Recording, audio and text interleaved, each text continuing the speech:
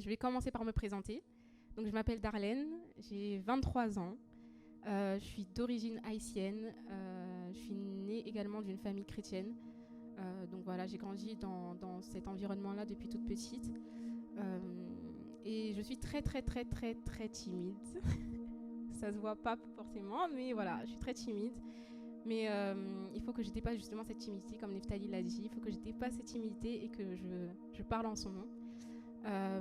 Pour rapidement vous présenter ma personnalité, je suis une personne qui, depuis toute petite, avait remarqué que j'étais complètement différente des autres, que ce soit de par ma personnalité, que ce soit de par mon caractère, de par comment je parle. J'ai remarqué que j'étais très différente et que j'étais beaucoup mise de côté avec les autres. Par exemple, il y a un événement marquant de ma vie qui était dans la voiture. Donc j'étais toute petite, à ce moment-là, on allait vers l'église avec ma mère, et mes cousines. On était dans la voiture et à ce moment-là, je reçois le Saint-Esprit. Donc je commence à crier dans toute la voiture. Ma mère ne comprend pas parce qu'elle est en train de conduire. Mes cousines sont en train de rigoler parce qu'elles non plus ne comprennent pas. Moi non plus, je ne comprends pas, mais j'étais vraiment dans un état d'esprit où je pouvais voir personne, je pouvais parler à personne. Et ma mère commence à comprendre directement ce qui se passe et elle demande à mes cousines du coup de se taire et de laisser clairement le Saint-Esprit agir. Et quand je reprends mes esprits, je me sens nue parce que c'est comme si vous êtes en train de rigoler d'un coup avec vos cousines et d'un coup vous êtes mis à part parce qu'on rigole sur vous et on ne comprend pas forcément pourquoi elle réagit comme ça. Mais le Seigneur a fait en sorte que justement plein de personnes ont tellement proclamé ces genres de choses dans ma vie que plus tard j'allais devenir une personne qui est complètement différente, qui n'allait pas forcément se faire comprendre des autres, qui allait se mettre à part, mais en tout cas qu'elle avait un grand service à faire, à rendre à Dieu. Pour parler aussi des choses que j'ai vécues, donc premièrement, à une période de ma vie, j'étais épileptique. La première crise que j'ai eue, c'était à l'église. Je suis tombée et mes parents ne comprenaient pas ce qui se passait. On m'a emmenée à l'hôpital. L'hôpital n'avait rien vu dans les scanners. Le lendemain, on m'a demandé de repartir à l'école. J'ai refait une crise, clairement. C'est à ce moment-là qu'on a pris mon cas plus au sérieux. Donc je suis partie à l'hôpital avec les ambulanciers. Ma mère est au travail, donc on l'a appelée. On m'a hospitalisée pendant une semaine où clairement on a fait plein de scanners, plein d'examens parce que personne ne comprenait en fait ce que j'avais. Et au final, ils ont découvert que justement j'étais épileptique. Donc à ce moment-là, on m'a prescrit des médicaments à vie. Et lorsque mes parents ont entendu le mot à vie, c'est comme si c'était impossible pour eux. Même moi, quand j'étais petite, c'était impossible de prendre des médicaments à vie. J'entendais ça dans la vie des autres, mais pas dans la mienne.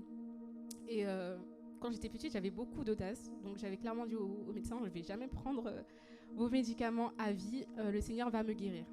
Lui me disait, oui, ok, le Seigneur va te guérir, mais prends tes médicaments. Et je lui disais non. Au final, en fait, on est rentré à la maison. On est parti prendre les médicaments à la pharmacie. On prenait plusieurs fois les médicaments. Donc le médecin nous prescrivait tous les médicaments chaque mois. Mais je les prenais à la pharmacie, mais je les prenais pas. Je les prenais pas. Et au final, en fait, un jour, on s'est assise avec ma sœur et ma maman. On regardait la télé et on regardait un documentaire. On regarde jamais de documentaire. Et à ce moment-là, on regarde un documentaire qui parle des épileptiques et on voit que la personne qui présente le documentaire dit clairement que le médicament qu'on prescrit aux personnes épileptiques a des conséquences en fait sur leur vie et que ce soit sur leur vie à eux mais aussi sur la vie de leurs enfants. Donc quand on a entendu ça, déjà on était choqués parce que je les prenais pas, mais on était aussi choqués parce que c'est des médicaments qu'on nous prescrivait tous les mois depuis, je ne sais, peut-être 6 mois, 8 mois. Et on était choqués. Donc on est reparti à la pharmacie en lui montrant les informations qu'on venait de voir. Et elle-même était choquée parce qu'en fait, c'est un médicament qui était interdit depuis au moins 6 mois, je crois. 6 mois, mais pourtant on nous les avait donnés et j'aurais pu les prendre plusieurs fois. Donc quand on est rentré à la maison, on s'est assise et clairement j'ai dit maman, je ne prendrai plus jamais ces médicaments. J'avais décidé de ne pas les prendre, alors là je les prends encore moins. Viens au rendez-vous mensuel que j'ai avec mon docteur. On fait tous les examens. Et au final, en fait, il découvre que j'ai plus rien. J'ai plus rien et il est tellement choqué parce que moi, je lui ai clairement dit, j'ai jamais pris vos médicaments, monsieur. Moi, j'ai toujours dit, Dieu va me guérir. Voilà, j'avais beaucoup d'audace quand j'étais petite. Et en fait, il était choqué parce que justement, le fait qu'on lui dise chaque mois que je prends pas les médicaments et que Dieu va me guérir, ben, en fait, je pense que ça a aussi impacté sa vie dans le sens où il a commencé à réfléchir et se dire, ben, en fait, la petite n'a pas pris ses médicaments et depuis le début, elle proclame des choses dans sa vie et c'est arrivé. Donc voilà, mon premier événement de ma vie, c'est que Dieu m'a guéri de l'épilepsie. Aujourd'hui, je suis là, j'ai plus fait aucune crise grâce à Dieu. Et voilà, ça c'était au niveau de ma santé. Maintenant, on vient à mon parcours scolaire. Donc ça, c'est l'événement le plus dur de toute ma vie. Donc moi, j'aime le social. J'aime tout ce qui est ressources humaines. Donc j'ai décidé de faire une licence de gestion donc à la Sorbonne. J'ai fait cette licence, j'ai fait la licence 1, je l'ai eue. J'ai fait la licence 2, je l'ai eue aussi, donc grâce au Covid, on va dire. Et la licence 3, donc je me suis dit, bon, licence 2, je l'ai eue, la première licence, je l'ai eue, la licence 2 aussi. Donc licence 3, ça va être facile. Donc j'ai pas forcément révisé, pas forcément fait de grandes révisions. Et au final, forcément, l'échec. Donc je redouble une première fois, c'est la première fois de toute ma vie que je redouble et pour moi c'était inconcevable de redoubler de toute ma vie, mais au final c'est arrivé. Mais bon, j'ai accepté le fait de redoubler. Du coup je repasse ma deuxième année et là je décide clairement de réviser, de prendre ça au sérieux. Sauf qu'il se passe énormément de choses dans ma vie, que ce soit au niveau de ma santé, que ce soit au niveau de mon entourage, mes amis, ma famille, enfin il se passe trop, mon église, il se passe énormément de choses. Et je suis tellement chamboulée que je me dis, mais attends, Darlène, t'as pris la décision de travailler réellement cette année, et au final, il se passe tout ça. Et l'événement le plus marquant et qui m'a complètement mise à terre, c'était le jour où ma mère nous a annoncé qu'elle avait une tumeur, et qu'elle avait gardé ça pendant 1 mois et demi, toute seule, sans le dire à moi, à ma sœur, ni à mon père. Elle l'a gardé pour elle toute seule. Et quand j'ai entendu ça, je me suis dit, mais Darlène, t'as tellement été chamboulée, tellement été pris par tout ce qui s'est passé autour de toi que tu t'es même pas rendu compte que ta mère, en fait, elle était malade. Et ce qui m'a encore plus marqué, c'est que, en fait, quand elle nous a expliqué ça, elle nous disait qu'elle montait, parce que nous, on a une maison, et elle montait dans nos chambres juste pour nous voir, parce qu'elle pensait que c'était la dernière fois qu'elle allait nous voir. Et quand je me suis rendu compte qu'en fait, quand elle venait juste me caresser la tête ou me faire des bisous ou juste être là auprès de moi, c'était vraiment parce qu'elle pensait qu'elle allait plus nous voir. Et du coup, au bout d'1 mois et demi, en fait, elle a découvert. Dieu l'a fait grâce et Dieu l'a guérie grâce à Dieu. Ne pleure pas, maman. Mais voilà, Dieu m'a fait grâce, Dieu nous a fait grâce parce que ma mère est encore là. Et malgré ça, malgré qu'elle était guérie, je sentais une culpabilité qui montait en moi en me disant, mais t'as laissé complètement ta famille parce que t'as été dépassée par tout ce qui s'est passé autour. Donc je passe mon année, je passe mes rattrapages, je passe mon année, du coup je passe au rattrapage, je les rate. Et durant les rattrapages, il y a quelque chose qui se passe, c'est que en fait on a une cellule de prière tous les vendredis. Et sœur Willy, du coup, a prêché sur Daniel et la fausse lion.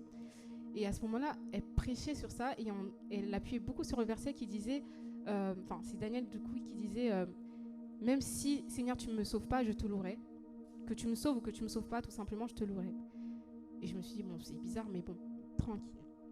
Vient au dimanche. Le dimanche, encore le même pasteur Auguste, du coup, un pasteur de notre église, prêche sur le même passage.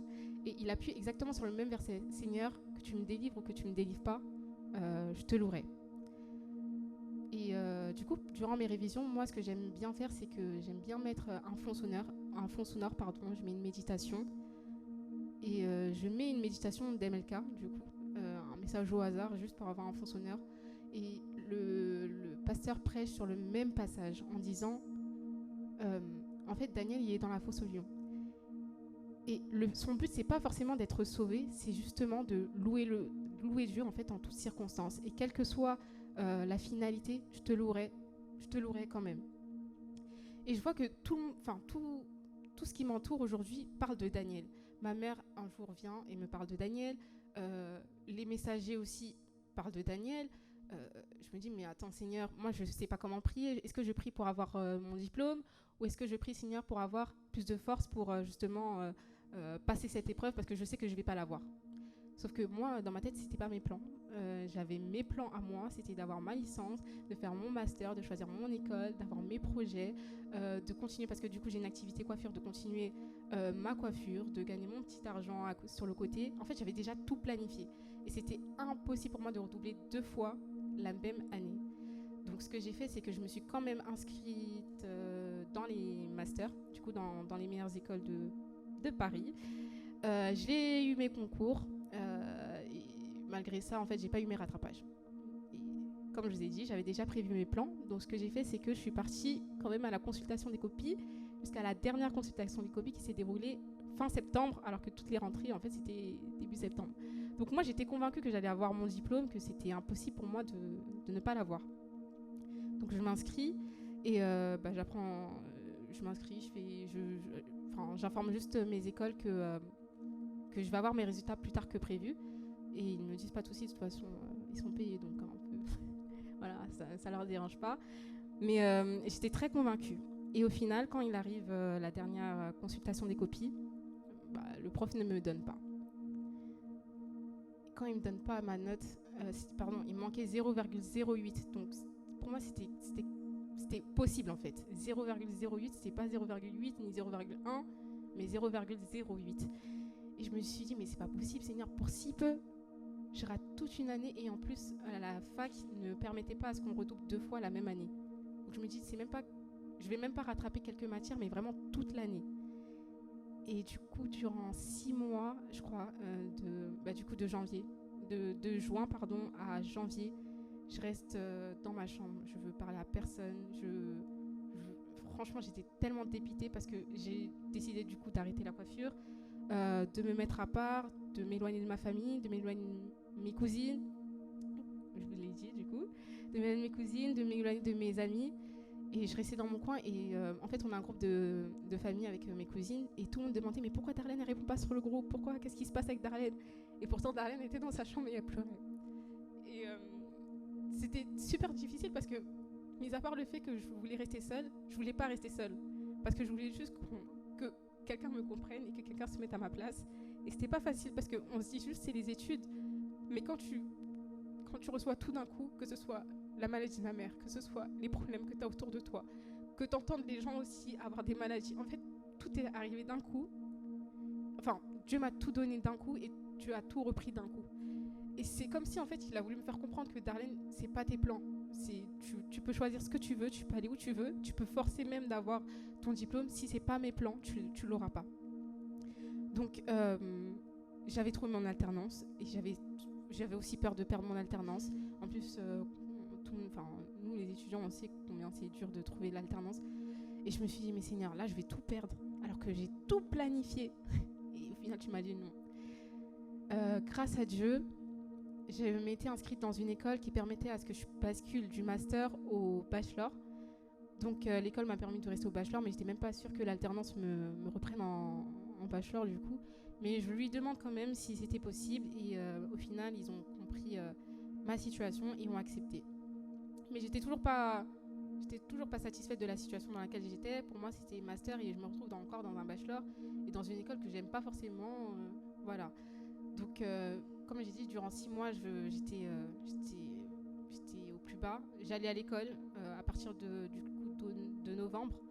J'allais à l'école mais sans forcément avoir de projet parce que pour moi tous mes projets ils étaient tombés à l'eau. Et au bout d'un moment, je crois que c'est en février, je suis dans ma chambre, je prie parce que ça fait longtemps, ça faisait un bon moment que je priais pas et je prie et je dis Seigneur, je comprends pas. Tu m'as promis des projets de paix dont de malheur et pourtant il m'arrive tout ça. Est-ce que c'est parce que j'ai pas suivi tes plans? Est-ce que c'est parce que j'ai aussi voulu faire tout ça de moi-même? Est-ce que c'est parce que aussi l'orgueil était monté sur moi? Est-ce que c'est parce que je pensais vouloir et pouvoir tout faire par moi-même? Et en fait, dans ma prière, j'ai décidé de changer cette prière de Seigneur, je veux avoir mon diplôme en Seigneur, que ta volonté soit faite. Et que j'ai mon diplôme cette année encore une fois ou que je rate encore une 3e fois, Seigneur, franchement, que ta volonté soit faite parce que déjà, j'avais plus d'espoir, je savais même plus ce que je voulais faire. Donc, dans tous les cas, voilà, que ta volonté soit faite. Donc je passe cette année. Donc après février, je passe mon année, je travaille beaucoup plus. Et grâce à Dieu, au final, je commence à m'intéresser un peu plus à ce domaine-là. Donc en plus, j'étais plus spécialisée dans les ressources humaines. Et je réussis à avoir une montée d'adrénaline et de paix et de joie. Il faut savoir que le jour où on a commencé à parler des résultats, déjà j'étais complètement stressée. Et il s'est passé quelque chose dans ma vie où je me suis dit, j'étais super triste. Et j'ai prié Dieu et je lui ai dit, Seigneur, permets à ce que je puisse retrouver la joie que j'avais, parce que durant 6 mois j'étais bien et je ne veux pas retourner dans cet état d'esprit. Et je priais, et sachant que mes résultats étaient le dimanche, et j'avais fait ma prière le mardi soir, et je priais, je me disais, Seigneur, en plus j'espère que dimanche, du coup, j'aurai mes résultats et que j'aurai mon diplôme.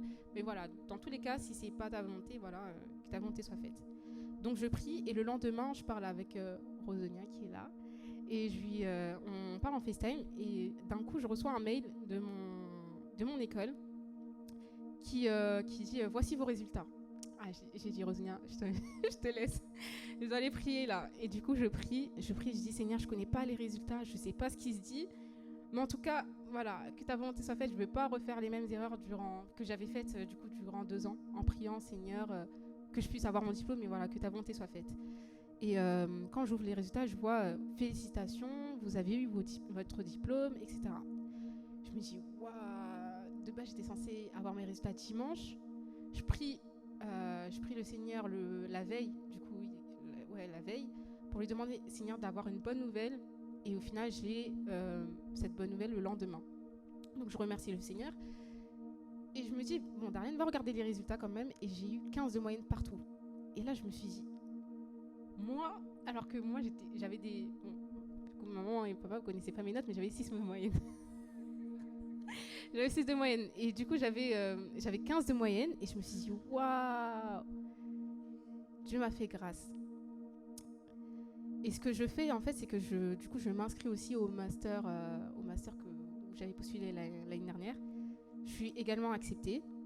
J'avais fait une alternance aussi durant ma dernière année de bachelor, où j'avais fait un poste, j'ai été chargée de recrutement. C'était pas un poste que j'aimais tout simplement. Moi, je voulais un poste plus général, mais je me dis, bon, Darlène, j'espère que cette année, tu vas trouver. Donc, je postule partout, personne ne me prend, que des lettres de refus. Et au final, la dernière semaine d'août, l'avant-dernière semaine d'août, du coup, quand j'étais partie en vacances avec ma famille, j'ai des entretiens, et je vois que j'en passe beaucoup trop. Je me dis, mais est-ce que c'est possible? Est-ce que je peux avoir cette alternance ou pas? Et d'ailleurs, grâce à Marianne aussi, je préfère citer vos noms parce que c'est important pour moi de vous remercier. Donc Marianne et Neftali, du coup, m'encouragent en me disant, Darlène, ne t'inquiète pas, si tu passes énormément d'entretiens, c'est que forcément, tu as une valeur sur le marché.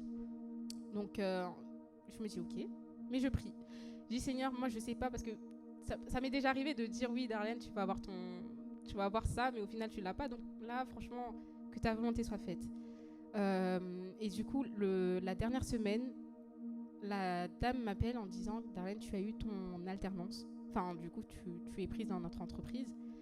Et quand je regarde le poste, parce que du coup, moi, je connaissais pas trop les différents postes en RH, Marianne me dit que c'est l'un des meilleurs postes en RH. Et là, je reste bouche bée parce que je me dis, je passe du tout au tout. J'avais rien, j'avais tout perdu, et d'un coup, Dieu me redonne tout. Et je pense que aussi, c'est une leçon pour moi de me dire, Darlène, là, je te donne, encore une fois, mais fais-moi confiance.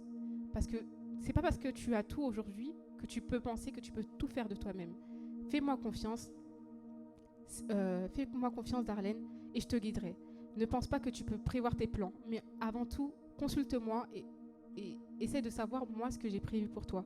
Donc, je voulais vraiment vous encourager parce que ces chansons-là, je les ai écrites à différentes périodes de ma vie. Je les ai toutes écrites en même temps, mais à différentes périodes de ma vie. Donc, vous allez voir même que les couplets, en fait, sont synonymes de ce que représente ma vie, des différentes étapes, comme l'une des chansons qui dit « Je désire te faire confiance », parce qu'avant, c'était un désir. Je désirais lui faire confiance. Au final, je suis passée à « Je te ferai confiance ». parce que je lui disais, Seigneur, je te fais la promesse de te faire confiance.